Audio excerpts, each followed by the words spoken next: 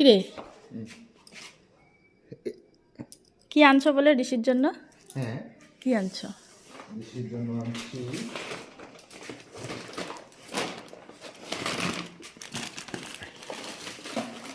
কি হয় এটা? দেখো চিকেন চপ। Chicken chop? হ্যাঁ, তুমি মাংস আনছো কেন? আরে আনলাম। কেন? ঋষি খাবে না, আমি খাবো।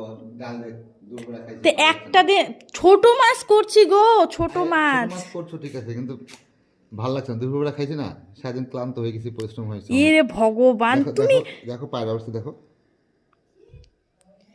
পায়ের অবস্থা যেটাই হোক সেজন্য তো আমি সার্ফ নিয়ে এসে দিলাম। হ্যাঁ, দিলা তাই তো। বলে তোমাকে মাংস খেতে হবে? আমার আগে কথার উত্তর দাও।